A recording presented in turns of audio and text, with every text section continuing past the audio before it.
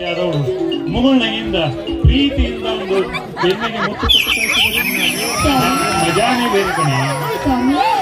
ಈ ಡೈಲಾಗ್ ಅನ್ನು ಯಾವ ಕವಿಯು ಯಾವ ನಾಟಕದಲ್ಲಿ ರಚಿಸಿದರು?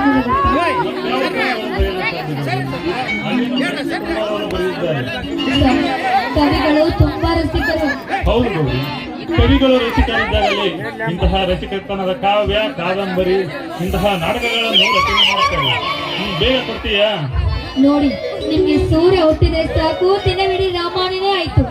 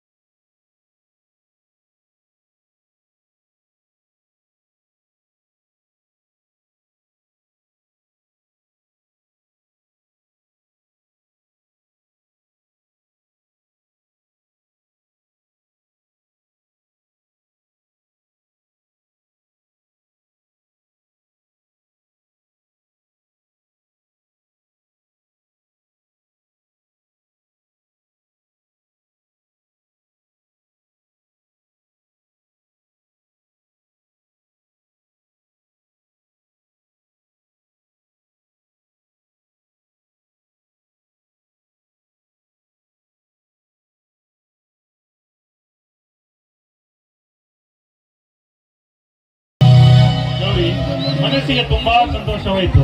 ನಾನು ಇನ್ನು ಹೋಗಿ ಬರುತ್ತೇನೆ.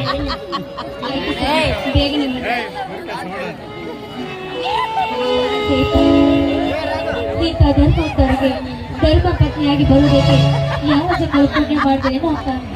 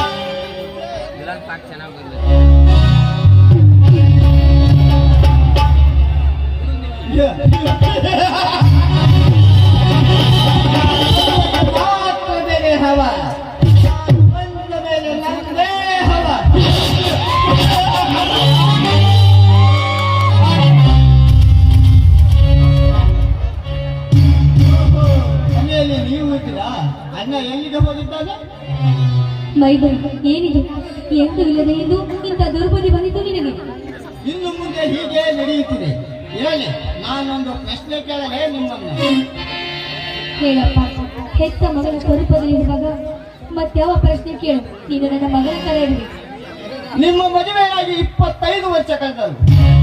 ಈ ಜಾತಕದ ಮನೆತನದಲ್ಲಿ ಕೊಟ್ಟಲು ಕಟ್ಟಲಿಲ್ಲ, ಜೋರಾಗಿ ಹಾಡಿ ಕೇಳಲಿಲ್ಲ.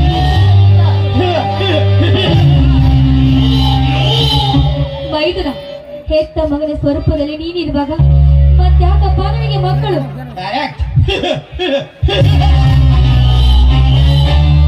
ನೀವು ಹೇಳುವ ಮಾತು ನಾನು ನಿಮ್ಮ ದೃಷ್ಟಿಯಲ್ಲಿ ಮಗುವಿದ್ದಂತೆ.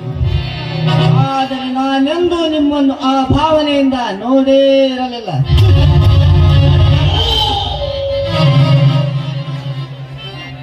ಮೈದುನ, ನೀನು ನನಗೆ ಹೆತ್ತ ಮಗನ ತರ ಯಾಕಪ್ಪ ಇವತ್ತು ಈ ರೀತಿ ಮಾತಾಡ್ತಿರುವೆ ನೀನು? ನಾನು ಎಷ್ಟು ಕುಡಿಯಬೇಕು ಅಷ್ಟೇ ಕುಡಿದಿದ್ದೇನೆ. ಸುಮ್ಮನೆ ಗಂಡ ತಲವರದ ಚಂದನೊಂದಿಗೆ ಸಂಸಾರ ಮಾಡುವುದಕ್ಕಿಂತ ನನ್ನೊಂದಿಗೆ ಶಿವ ಶಿವ ಮೈದನ ಕೂಡಿದ ಮನೆಯಲ್ಲಿ ಈ ರೀತಿ ಮಾತಾಡ್ತಿದ್ಯಾ? ಬಾರಪ್ಪ, ನೀನು ರೆಸ್ಟ್ ತಗೊಳ್ಕೊಳಪ್ಪ, ಒಳಗಡೆ ಗೌರಿ ವಂಶಗಳೊಂದಿಗೆ ಬಾಯ ಮಾಡಿದರೆ ಮಕ್ಕಳಾಗಲು ಸಾಧ್ಯವೇ?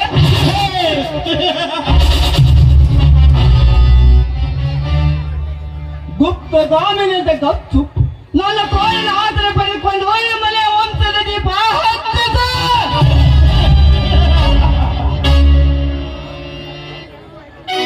ಎಲ್ಲೋ ಕಾಮುಕ ಮೈ ಮೇಲೆ ಕರುಬಿಂದೆ. ನಾನ್ ಯಾರಾಗ್ತೀನಿ ನಿನಗೇನೋ ಅರಿವಿಲ್ಲ. ಈ ರೀತಿ ಬರ್ತಾ ಇದೆಯಲ್ಲ, ನಾನಿನ ಹೆತ್ತಮ್ಮನ ತರ. ಅತ್ತಿಗೆ ಒಂದಿಗೆ ಕೆಲಸ ಮಾಡಬಾರದೆಂದು ಯಾವ ಗ್ರಂಥದಲ್ಲಿ ಕಾನೂನಿನಲ್ಲಿ ಬರೆದಿದೆ ಹೇಳ? ಮನುಷ್ಯನ ಸಾಕ್ಷಿಗೆ ಮನಸಾಕ್ಷಿ ಅರ್ಥವೆಂದು ಸ್ವಲ್ಪ ಅರ್ಥ ಮಾಡಿಕೋ ಮೈದುನ.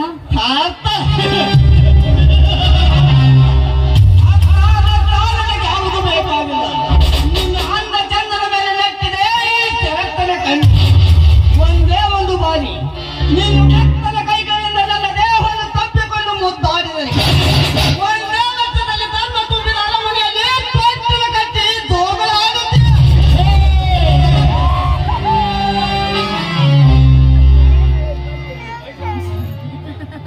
ಮೈದುನ, ಆ ಜ್ಞಾನಕ್ಕೆ ಹೋಗಿ ಹಾವು ತ್ಯಾಗ ಬೇಡಪ್ಪ. ನೋಡು, ನಾನು ನಿನಗೆ ಹೆತ್ತವನ ತರ ಈ ರೀತಿ ಮಾತಾಡೋದು ಸರಿಯಲ್ಲ. ಪರಿಜ್ಞಾನದ ಪರಿವರ್ತನೆ ಮಾಡಿಕೊಳ್ಳುವ ಮೂರು ನನಗಿಲ್ಲ. ನನ್ನ ಕಾಮದನ ಜೊತೆಲೆ ಕೇಳಿದಾಗ ಯಾವ ಮನೆಯ ಸ್ತ್ರೀಯರಾಗಲಿ ತೊಟ್ಟು ಒಂದು ಬೀಸ್ ಹಾಕುವುದೇ ಈ ಜಗತ್ತಿನ ಶಪಥ.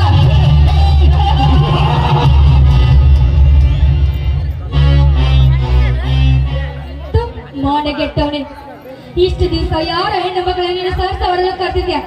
ಆದ್ರೆ ನಿಮ್ಮಂತ ಗಂಡಸರು ಮೆಟ್ಟಿಸಿಡುವ ದುರ್ಗಿ ಕಡೆ ನಾನು ನಿನ್ನ ರಕ್ತ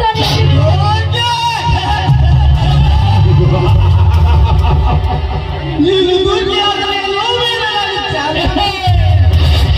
ಎನ್ನು ಹೆಣ್ಣೆ, ಸುಮ್ಮನೆ ಸಮಯ ಹಾಳು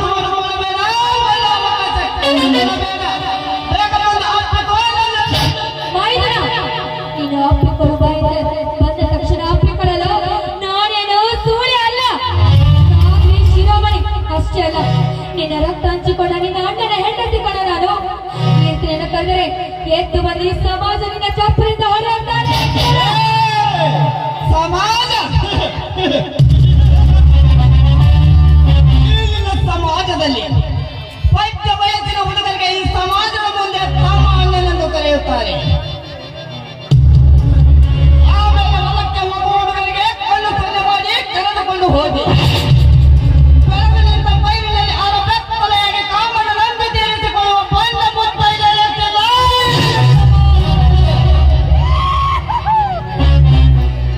ಹಣೆ ತುಂಬ ವಿಭೂತಿ ಮಧ್ಯದಲ್ಲಿ ದೊಡ್ಡದೊಂದು ಕುಂಕುಮದ ಬಟ್ಟೆ, ಕೊರಳಲ್ಲಿ ರುದ್ರಾಕ್ಷಿ, ಕೈಯಲ್ಲಿ ಜಪಮಾಲೆ ಧರಿಸಿಕೊಂಡು ಶಿವನನ್ನು ಸ್ಮರಿಸುವುದು ಬೇಕು. ಪರಮಪುತ್ರರೊಂದಿಗೆ ಕಾಮನ ಶಾಸ್ತ್ರ ಓದುವ ಎಣ್ಣೆಗಟ್ಟೆಲ್ಲ ಇಲ್ಲಿನ ಹಾಳು ಸಮಾಜದಲ್ಲಿ. ಚಂದನ ತಮ್ಮ ಎಂದರೆ ಹೆತ್ತ ಮಗುವುದಂತೆ. ಅಂಥವನಿಗೆ ಪ್ರೀತಿ, ಪ್ರೇಮ, ಕಾಮದ ಹೊತ್ತಯ ಅವನೊಂದಿಗೆ ಅನೈತಿಕ ಸಂಬಂಧ ಇಟ್ಟುಕೊಂಡು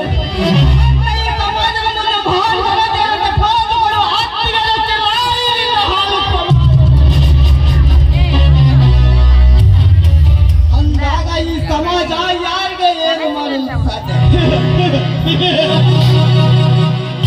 ಇವತ್ತೊಂದು ದಿವಸ ಮೈದುನ ಎನ್ನುವುದು ಮರೆತು ನಿನ್ನ ಹೃದಯವನ್ನು ಗಟ್ಟಿಯಾಗಿರಿಸಿಕೊಂಡು ನನ್ನ ಮೈಬಲ ಒಪ್ಪಿಸುವ ಮುಂದೆ ನಾನು ನಿನ್ನನ್ನು ಎಂದೂ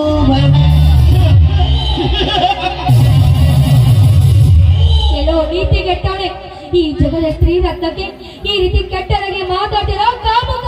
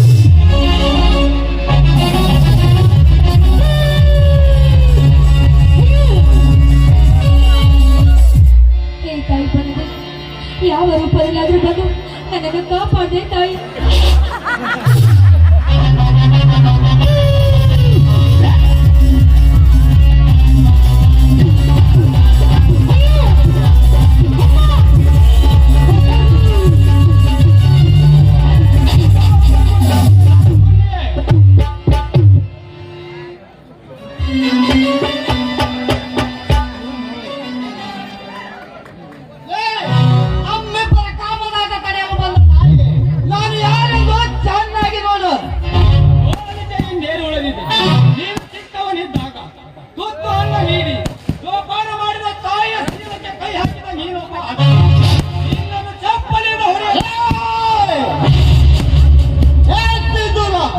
ಈ ದೇಸಾಯಿ ಪಾದಗಳನ್ನು ನೀರು ಕುಡಿಯುವ ತಿಲಬೋಟಿ ನೀನು ನನಗೆ ಎತ್ತರದಲ್ಲಿ ಬರೆಯುತ್ತೀಯ ಬೋರೆಯ ಮಗನೇ. ಸಿಂಧೂರ ಪಾದ ಪಡೆಯುತ್ತಾನೆ ಧರ್ಮವಂತರ ಮನೆ ಕಸ ಗುಡಿಸುತ್ತಾನೆ ಧರ್ಮವಂತರ ಮನೆ ಸೇವೆ ಮಾಡುತ್ತಾನೆ. ಆದರೆ ಹೆಣ್ಣು ಈ ಭಾರತ ದೇಶದ ಸಂಪತ್ತು. ಆ ಸಂಪತ್ತಿಗೆ ಕಾಮದ ಕಣ್ಣು ಹರಿಸುವ ನಿಮ್ಮಂತ ಕೆಟ್ಟ ಕುಲದ ಕುಲಗೇಡಿಗಳ ಸಿರೆ ಕಡಿಯುವ ಇವ ಮೆಚ್ಚಿನ ಕಣ್ಣೊಬ್ಬನ ಹೋಗ್ತಿರವನಿ ಎತ್ತಿನ ಕೇಳ್ತೀಸಪ್ಪ. ಅವರ ತಾಯಿ ನೀನು ತಪ್ಪು ಮಾಡ್ತಾ ಇದೀಯ. ದೇವತೆಂತ ಸ್ವರೂಪದಂತಿರುವ ನಿನ್ನ ಶೀಲಕ್ಕೆ ಕೈ ಹಾಕಿದ ಈ ಹಲರ್ಮನಿಗೆ ನಿನ್ನ ಕರುಣೆ ತೋರಿಸ್ತೀಯ ಆ ತಾಯಿ. ಸಿಂಧೂರ, ನನ್ನ ಮೈದನು ಯಾವತ್ತೂ ದಾರಿ ತಪ್ಪದವನು. ಇವತ್ತು ಯಾಕೆ ದಾರಿ ತಪ್ಪಿದ ನನಗೆ ಗೊತ್ತಿಲ್ಲ. ಇವತ್ತು ನಿನ್ನ ನಸೀಬ ಚಲೋ ಐತಿ, ಉಳಿದುಕೊಂಡಿರುವೆ. ಆದರೆ ಒಂದು ಮಾತು, ಇನ್ನು ಮುಂದೆ ಧರ್ಮವನ್ನು ಪಡೆದವರ ಮೇಲೆ ಕಣ್ಣು ಹಾಯಿಸಿದರೆ ಅವತ್ತೇ ಈ ಸಿಂಧೂರದ ಕೈಯಿಂದ ನಿನ್ನ ಮಾರಲು ಹೋಗ.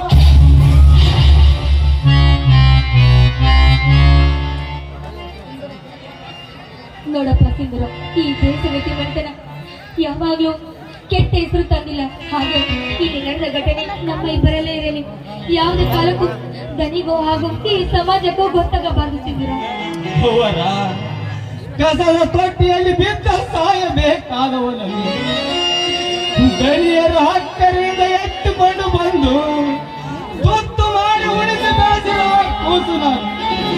ನನ್ನ ಉಸಿರು ಈ ಭೂಮಿಯ ಮೇಲೆ ಇರುವರೆಗೂ ಈ ವಿಷಯವನ್ನು ಯಾರು ಮುಂದೆ ಹೇಳುವುದಿಲ್ಲ ತಾಯಿ. ಇದು ನಿನ್ನ ಪಾದ ಸಾಕ್ಷಿಯಾಗಿ ಸತ್ಯ. ಎದ್ದೇಳು ಸಿಂಧೂರ, ಎದ್ದೇಳು. ಹೋಗಪ್ಪ, ನಿಮ್ಮ ದಣಿಯರು ಬಜಾರಕ್ಕೆ ಬಾ ಅಂತ ಹೇಳಿದ್ದಾರೆ. ಹೋಗು. ಆಯ್ತು ಅವರ. ಏ ಕೈ ಶಕ್ತಿ ದೇವಿ, ನನ್ನ ಮೈದನು ಇನ್ನೊಂದು ಸಣ್ಣ ಕೆಟ್ಟ ದಾರಿಯಾಗಿ ತುಳಿದಾಗಿ ನೀನೇ ಕಾಪಾಡಮ್ಮ ನನ್ನ ಮೈದನನ್ನು.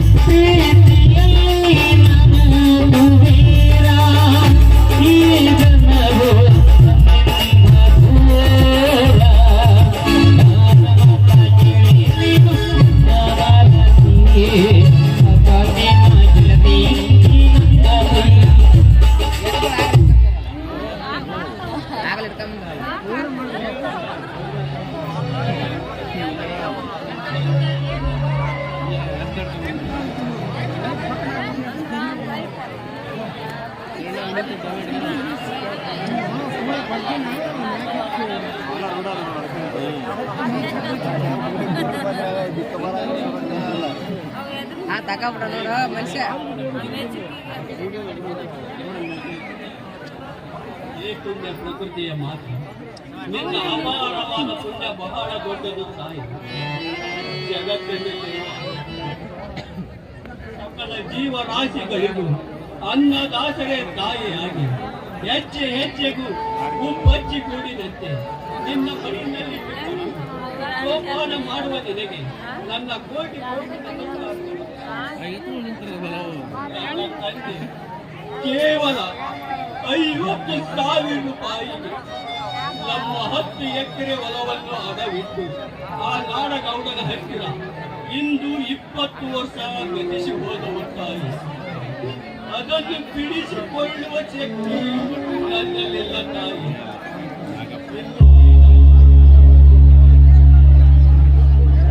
ಉಳಿದ 5 ಎಕರೆ ಭೂಮಿಯಲ್ಲಿ ಇದೇ ಸಲ ಬೋರ ಹಾಕಿಸಿ ರಾಟ್ಯ ಮುರಿದು ದುಡಿದು ಚೆನ್ನಾಗಿ ಬೆಳೆ ಬಂದು ಆ ನಾಡಗೌಡನ ಹತ್ತಿರ ಇರುವ ಭೂಮಿಯನ್ನು ಬಿಡಿಸಿಕೊಳ್ಳುವ ಶಕ್ತಿಯನ್ನು ದಯಪಾಲಿಸುತ್ತಾರೆ.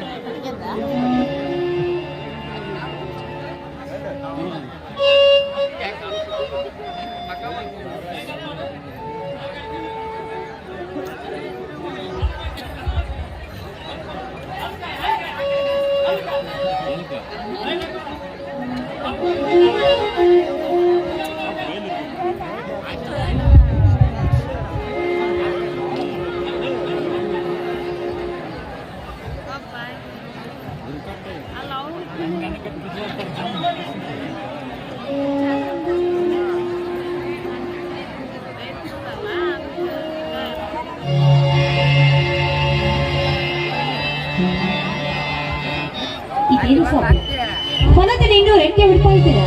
ಬನ್ನಿ, ಹೊತ್ತಾಯ್ತು, ಊಟ ಮಾಡಿ ಸ್ವಲ್ಪ ಇಷ್ಟೊತ್ತು ಕೈಕೊಳ್ಳುತ್ತೆ. ರೈತನ ಮಕ್ಕಳಿಗೆ ವಿಶ್ರಾಂತಿ ಎಂಬ ಪದ ಕಲಿಸಿದ ಮಾತು. ಹೊಲದಲ್ಲಿ ಮೈ ಬಗ್ಗಿಸುತ್ತಿದ್ದರೆ ಫಲ ದುಡಿಯಲಾರದೆ ಸೋಮಾರಿ ಎದ್ದೆ ಸಭ್ಯ ಮುಖ ಹಾಕಿಕೊಂಡು ಊರ ಅಗತಿಯ ಕಟ್ಟೆಯ ಮೇಲೆ ಕುಳಿತು ಹಾಡು ಪುರಾಣ ಓದಿದರೆ ತಿನ್ನುವ ತುತ್ತು ಅನ್ನಕ್ಕೆ ಮತ್ತೊಬ್ಬರ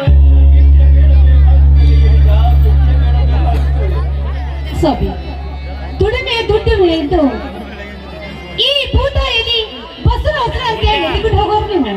ಅಷ್ಟೇ ಅಲ್ಲ, ಈ ಭೂತ ದುಡ್ರೆ ರೈತರ ಮಕ್ಕಳು ಕೂಡ ಬಂಗಾರ ಆಗೋದು ಸಂದೇಹ ಹೊಂದಿದ್ದಾರೆ.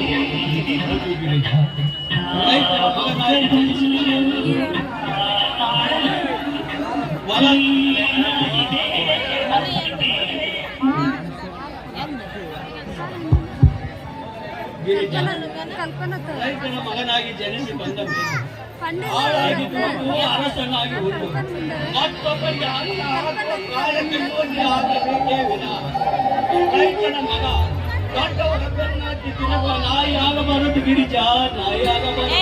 ಸ್ವಾಮಿ, ನೀವು ಮಾತು ನಿಜವಿದೆ. ನೋಡಿ, ರೈತರ ಮಕ್ಕಳಿಗೆ ಎಷ್ಟು ಭೂಮಿ ಇದ್ದರೂ ಪ್ರಯೋಜನವಿಲ್ಲ. ಯಾಕಂದ್ರೆ ಶ್ರೀಮಂತರು ರಾಜಕೀಯ ಬೆನ್ನತ್ತಿ ಕುಡಿದು ತಿಂದು ರೈತರ ಮಕ್ಕಳು ಕೂಡ ಸೋಮರಾಗಿ ಹೀಗೆ ತಿರುಗ್ತಾ ಇದ್ದಾರೆ. ಸೋಮಾರಿ ರೈತ ಮಕ್ಕಳಿಂದಲೇ ಇಂದು ರೈತನ ಬಾಳು ಹಣಗಟ್ಟಿನಲ್ಲಿ ಸಿಕ್ಕಿಕೊಂಡ ಅಡಿಕೆಯಂತಾಗಿದೆ. ಮೈ ತುಂಬಾ ಸಾಲ ಮಾಡಿಕೊಂಡು ಇದ್ದ ಏನು ಹೊಲವನ್ನು ಮತ್ತೊಬ್ಬರಿಗೆ ಹಣವಿಟ್ಟು ಗೋವಾಕ್ಕೋ ಕೇರಳಕ್ಕೋ ವಲಸೆ ಹೊರಟಿದ್ದಾರೆ ಈ ನಮ್ಮ ರೈತ ಜನಾಂಗ. ಅಂದ ಹಾಗೆ ಇಂದು ಬೆಂಗಳೂರಿನಿಂದ ಗೌತಮ್ ಬರುತ್ತೇನೆಂದು ಫೋನ್ ಮಾಡಿ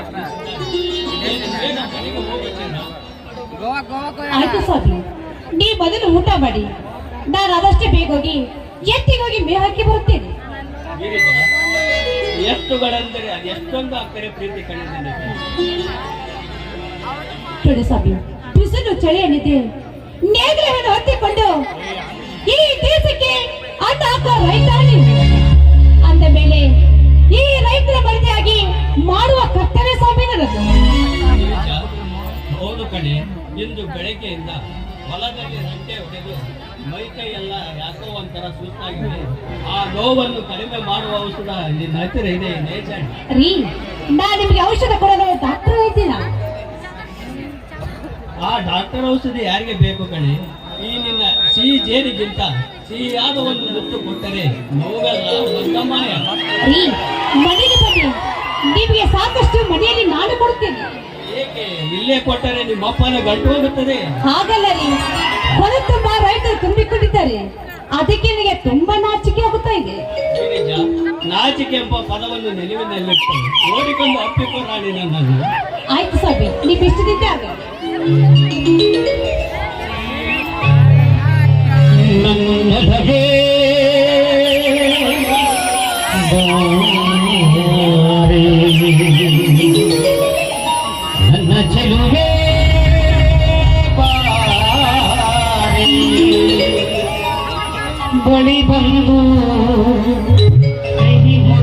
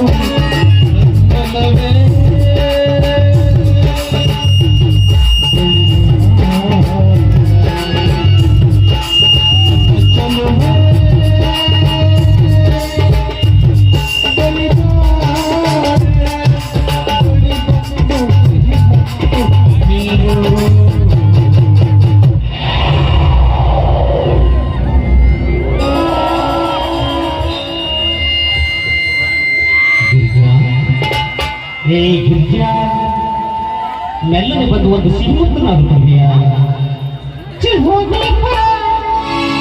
ಸಿಹಿಮುತ್ತಿನ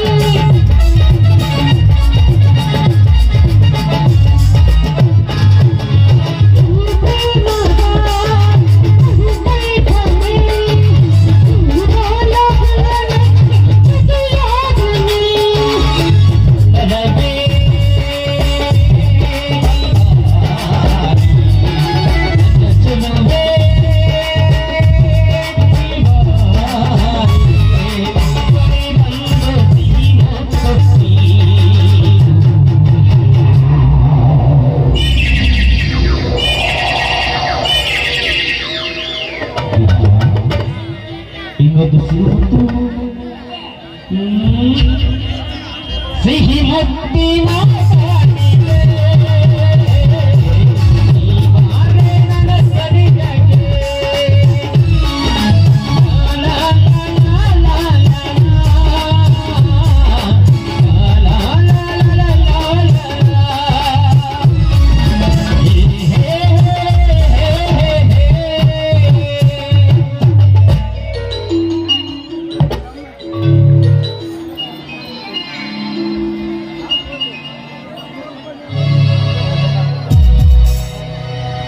ಬಸವಂತ, ನೀನು ತುಂಬಾ ಅದೃಷ್ಟವಂತ ಗೆಳೆಯ.